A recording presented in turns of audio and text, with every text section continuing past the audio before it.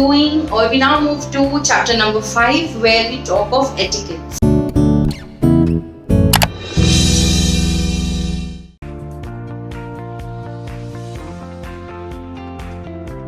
Now, etiquettes basically are generally accepted code of behavior or mannerisms by and large by a large set of public.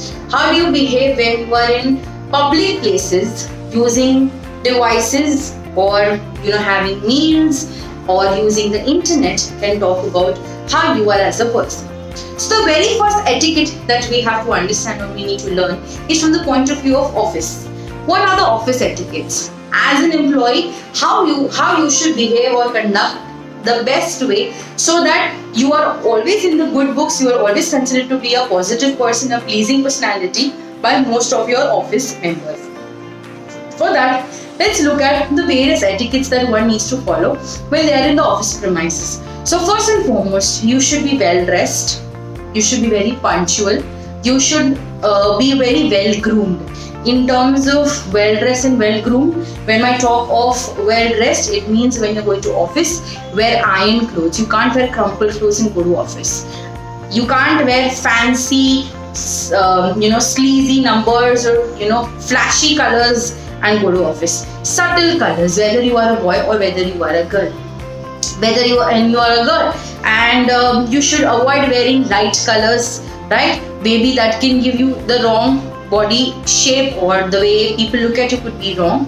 When we talk of boys, when we talk of grooming skills, having two huge beards, too fancy mustache, unkept hair, everything is coming down. Okay, even for girls, well-groomed manners means you're wearing matching colored clothes or contrast color clothes. Not putting too loud a perfume, whether a boy or a girl, because maybe somebody else is allergic to it. So you should not put heavy perfume, right? Okay, not wear flashy earrings, flip-flops, or very pointed heels and go to office and then tuck. Every time you walk, people have to turn around. Not wearing a lot of heavy jewelry, bangles, maybe just one color or two bangles, so that they don't keep clinging all day long and disturbing your people. Rest. Then, apart from your grooming and dressing skills, we then move to understand the next other kind of etiquette is you should not be too loud in the office premises. You should not do something which is outside the office premises. As in, if you have a personal business, if you are an LIC agent side by side, or if you are associated with Herbalife, Amway, or Tupperware, you should not do your personal businesses in the office hours, even if there are lunch hours. You can just let people know that, okay, I'm associated with so and so, and after the office hours, can you give me half an hour of your time where we can sit in the cafeteria or the nearest cafe and I can discuss my business proposition with you. But within the office hours, to discuss all of that is not fine. Being very punctual in terms of the fact not taking too many leaves, being attentive towards work, adhering to deadlines can fall under the parameter of you following the proper office etiquette. To add to it, we also need to make sure that you do not pass any sexist or communist comments against any of the employees. You do not gossip about them, and at the same point in time, you do not try to instigate any sort of unnecessary emotions within them. So that is what office etiquette talks about. Next, we understand what is the telephone etiquettes. Now, telephone etiquettes, apparently speaking, considering that you are on your desk space, your office space, and you have a telephone facility to speak to. So what kind of etiquettes you have to follow when you are using the device that is the telephone? Now, telephone, the very first thing is, as soon as you pick up, you should greet the opposite person with a smile on your face. And naturally, when you pick up the phone and you say hello versus hello, from you right now you are seeing that's why you come to the number not smiling. But if you just close your eyes and just close your eyes and listen to, hello, this is Ishita here, how may I help you? Hello, this is Ishita here, how may I help you? Can you feel the difference? Yes, definitely. So whenever you pick up the phone, always pleasantly greet the opposite person, always say hello, introduce yourself. If you are the one who's making call, then similarly you said, hello, this is Ishita here, can I please speak to so and so, or this is Ishita here, I'm from so and so company, I would like you to connect me to so and so. So have proper formal conversations. Okay, now if you are in the desk place and if you are supposed to answer, if there's a phone ringing and you are there, don't let it ring for multiple number of times. 1, 2 ring max, pick up the phone and answer. You may not be the person whose that phone belongs to, that line belongs to, but because it's ringing and it's a basic courtesy, you can always pick up and say hello, and before the opposite person starts talking, you can always say hello, this is so and so, Mr. XYZ is not at his place, so in case if you want to leave a message, let me know, or else can you get back in half an hour or 45 minutes if you know that so and so is the case, or if they're not at work, so did they not come to work today, can you call back tomorrow? So these are the courtesy manners. And again, because it's a telephonic conversation where the opposite person cannot see you, what you also have to understand or also have to comprehend is with regards to how clear your voice is. Are you speaking correctly? If you're not comfortable with, say for example, English, don't try to unnecessarily speak to the opposite person in English. Pick up the phone and speak in Hindi. Right? So that is the right kind of phone etiquette. When you pick up a phone and you are the one who is supposed to transfer, for example, if it's a receptionist who has to transfer, so then always tell that, okay sir, just a minute, I will connect you to so and so, and then connect it to the other person. Don't just, as soon as a person says, can you connect me, tuck tuck tuck, you keep connecting, right? So okay sir, just a minute, I'll connect you to whomsoever it is, and then you connect. Don't drink or eat when you are on phone conversations, because the opposite person may not be able to really understand or comprehend what you're trying to say. So as basic mannerisms, you shouldn't drink or eat when you are having a phone conversation. And always be courteous enough to answer the call at the earliest. Right? So these are something which we understand from the point of view of telephone etiquettes. Now mobile etiquettes. Extension to a telephone only, but that is a personal device that each of us has with us whenever and wherever we go. We carry it to our offices, we carry it in public places like the trains, the malls, the theaters, restaurants. So whenever you are in public places and you know that the code of conduct, the decorum there is supposed to be of silent environment, okay? Always keep your phone on mute or the silent mode. And if it's a real important call that you are awaiting, try to keep the ringer volume to the minimal that you can instantly answer. When sitting in a cinema hall watching movies, do not play around with your phone, do not flashlight your phone. If it's really important, move outside the premises and answer to the call or reply to the message, or play games if the movie is really boring.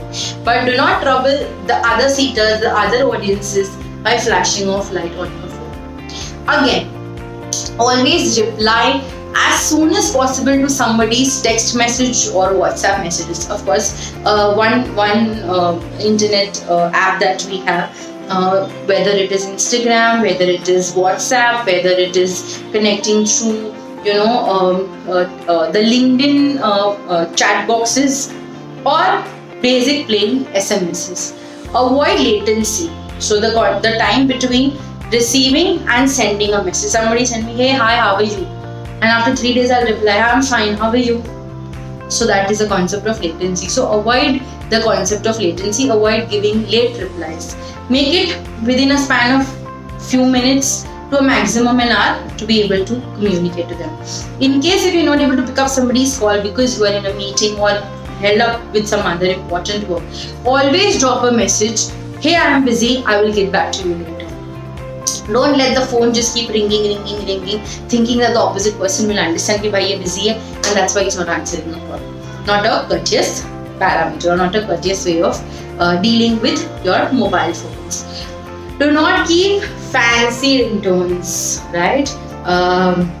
Friends ka theme song, Kabir Singh ka theme song, ya maa ka call aaya, maa ka call aaya. The whole office, the whole public place does not need to know that your mother is calling. So keep generalized default ringtones, and if you think that they are too loud, always use the ringer mode and keep it on a lowest possible volume that you are able to resonate with, you are able to talk with. Right? So with that, we understand what are mobile etiquettes. Now we move to understanding what are net etiquettes. Okay, and before I forget, mobile etiquettes are also known as mobiquettes.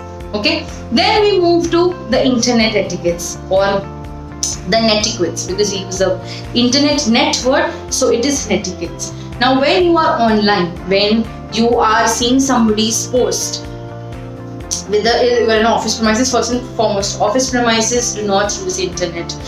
You are there for your official work unless you're doing some sort of finding of information for your relevant project, topic, assignment, product. Then you can use internet for those purposes. But for leisure purposes, Facebook and all, again, office etiquette's not good. So in internet etiquettes, if you are surfing the internet, you come across somebody's photo, somebody's post, you may not resonate with it. Don't outrightly lash out on the person. Do not pass lewd comments, cheap comments. Do not instigate the person. Do not use abusive, foul languages to humiliate the person. That is that person's opinion. That is that person's photo.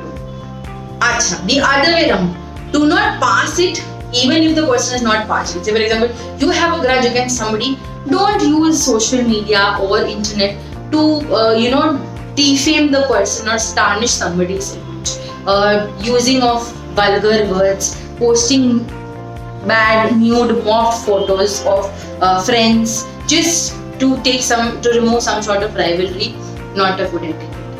Avoid using unofficial or banned sites. So certain organizations, they have a protocol that within office premises you're not supposed to use Facebook, you're not supposed to use Instagram, and they have kept a curtail over it. So don't use all the hacks and then be able to access to all these sites. Right? Do not unnecessarily download stuff in terms of piracy. Stop piracy. Avoid downloading stuff that are freely available unless they are from certain authenticated sources. So these are where we follow the basic protocols of your internet. Now let's look at the business card etiquette. Okay. Now what is business card? Basically, business card talks about the person. It gives the profile or the designation that she is into and the organization that she is a part of. Their contact details are given on the business card. So if for example I am the one who's supposed to give a business card, the best way is either to give it through a right hand or with both my hands, and the card should be facing upwards. The opposite person should be able to read your name. It should be in their zone. Okay, so for example, if this is what my card is written about, how do I give it? This way, so that whatever details are my name, the college, or my contact details, my email ID, everything is reflected to the person who is carrying it. And as a receiver, you should always hold the card with both your hands, and in front of the person who is giving you the card, read out, okay, Mr. XYZ from this organization. Glad sir, it was nice meeting, and then you put it. Okay, in front of them, don't just throw the business card. It may not be important to you, that's fine, that's completely fine, but do not just throw it away in front of the person. As a receiver, as I said, always give it with either your right hand or with two hands facing upward, and make sure that they are not dirty, they are not worn out, and they are not outdated. Means, for example, you may have moved on from being a sales executive to a sales manager. So make sure that you give your updated card. That would lead to the fact that they would take you more seriously. If you are a sales manager, and they will say, hey भैया मैं sales manager बन गया हूँ, यहाँ पे खाली sales executive है, या तो मेरा number change हो गया है, यहाँ पे ये number दिया है, आप cancel करके लिख लो. Does it give a good feeling about the person? No. So avoid doing the same. Right? Then we also say that keep it updated, and from the point of view of a receiver, do not start writing stuff on the business card in front of the person or maybe even after. Maintain, if possible, a proper business card journal or a business card diary where you just put in everybody's business card. Probably when you go for exhibitions, trade shows, places of business associations, and you need multiple people, always keep it in a proper folder. You never know when that could be useful to you. Even after 5 years, it may be outdated. But if you really feel the need to, you at least have some contact details, maybe the email ID, maybe the number, maybe the organization through which you can get in touch with these people. So these are the generalized business card etiquettes one needs to follow. After that, we come to a very interesting topic, which is business meals etiquette. Okay, now basically business meals, as the name suggests, are when you go for lunch or dinner with your respective employees. Either the boss treats his subordinates for a lunch or a dinner, right? Or it could be just a basic celebration for some festival, or it could be because the team has achieved certain targets. So on those grounds, when you have such deals or when you go for such meals, as a host, let's say as host, what are things you should keep in mind? If I am organizing a business meal, if I'm hosting a dinner or lunch for my people, I should be the one to select the place and inform the people who are going to attend, or people whoever I'm inviting, at least a week prior, that okay, so and so date I have organized or I'm hosting a dinner and I would wish you to be there. So give them a perfect time, give them the name of the venue and invite them 1 week prior. If it's a large group of people, to avoid any sort of discussions at the dinner table or at the lunch table कि अभी क्या खाना है, अच्छा तेरा choice बता. It's always better for the host to pre-decide the menu. Okay, maybe you can ask the favor, the cuisine that maximum people would want to go ahead with. But if not, you can decide upon what kind of menu should be ordered. And at the max, you can give them an option. Okay, चलो soup है, तो tomato soup and manchow soup. Then you ask people कि तुम्हें tomato चाहिए, तुम्हें manchow चाहिए. But keep your menu pre-decided. Also go in advance and see the sitting of where the table chair basically are. So if it's a larger party, if you are having some sort of team celebrations, you may have some sort of discussions, or you may talk loudly, have fun, because you're there to unwind yourself. So make sure that then you take a corner table where you are not disturbing the other people who've come down to have a quiet lunch or dinner. So always go advance and see the premises for yourself. Book the table, book the menu, book the venue, and let people know in advance. Right? Then from the point of, and on the day of lunch or dinner, wherever the business meal is, be earlier than the scheduled time. So you may have told people for today's dinner, please be in the premises by like 7:30 is where we'll have our dinner, or 7:30 is the time that you all should be here. You should be in the premises by 7 o'clock to make sure that all the arrangements are in place. Right? Then, in terms of the fact that you are being invited to as by the host. So what would your etiquettes then be? You should always thank the host for inviting you. You should not look towards the food once you're at the table. Okay. Again, follow to the timelines that the senior has given you. And in case if you're running late, definitely inform the concerned host that I'll be running late. Keep a seat reserved for me, or I'll join in probably during the dessert time by so and so time. And whenever you reach there, greet the host. Once again, thank him for inviting you for the lunch or dinner, and then take a seat on the left side of the table.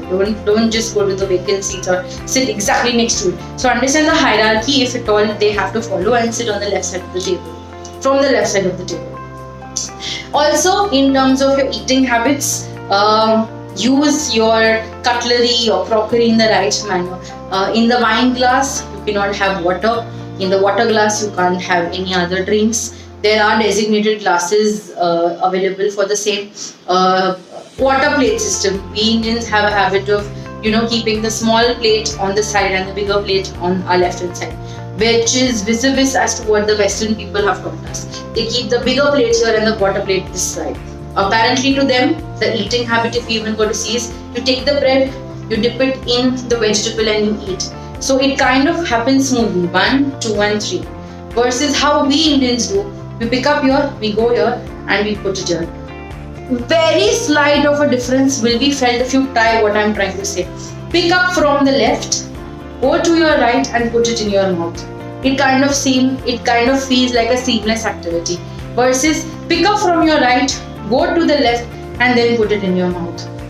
The action is the same, but slight discomfort can be felt. So that way, apparently speaking, the quarter plate always should be here and your bigger plate should be here. The soup bowls, the soup spoons, once your lunch or dinner is done, using your fork and spoon and putting a cross on the table, which means that you are done with food. Apparently, big restaurants, they say that you shouldn't gulp out all your food. You should let very small portion of your food remain on your plates. Basically, it is a compliment to the chef that you've made excellent food, fed us so much that I couldn't finish what was there on my plate. And as a mark of respect, you leave the food. So don't, scump up the food that's there on your table. Since you are in business meals, always make sure that you give importance to the talking rather than the eating. You are there basically to improve some sort of business relations and not there to basically eat. So make sure that you follow all these protocols. Whether you are the host, again, you can't be into your food, you need to talk to people, and if you're being invited to by the host, you can't be into the food, you're there for interactions. Last but not the least, we have what is known as the handshake etiquette. Now, handshake etiquette are very firm, not too tight, not too loose. It's not like a finger. It's like hand to hand, holding and shaking of hands in a vertical position. Apparently speaking, they say that somebody who is higher in terms of status should be the one to initiate the handshake. Sometimes they don't. The lower person should avoid. He can just say hello sir, rather than saying hello sir, it's nice meeting you. Let them shake a hand towards you. The ideal seconds should be close to 5 seconds, not more. Less, between 2 to 5, but ideal time frame is 5 seconds. And a firm, proper handshake is how it should go. You should avoid scratching somebody's hands, right? So this is where you understand the etiquettes. So from the point of view of business, quickly let's understand the 7 kind of etiquettes we did. We did what was office etiquettes, the kind of food you should carry, the kind of dressing sense you should have, the kind of grooming dressing skills you should have, the telephone etiquettes, using of words please, sorry, thank you, if at all, enunciating words clearly. If you're giving an address, you shouldn't say I am talking from so and so means B for bat, C for Calcutta, or not C for Calcutta, C for cat, let's say, because K for Kolkata bhi aa gaya. So B for bat, C for cat, and that's how you give proper address to it.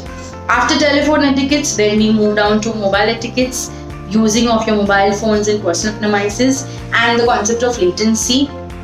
Then we move to understanding what is known as internet etiquettes. Etiquettes, the other word for it is uploading of wrong content or passing comments, not a good thing. Then we move to the concept of business card, right?